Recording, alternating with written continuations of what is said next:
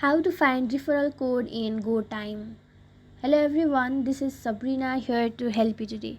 So without any further ado, let's get right into the video. So first, open the GoTyme application. I do not have an account in this bank, so I will only tell you the process. After you open the GoTyme app, simply log into your account. Then open the menu. There you will see the referral program section. Go there.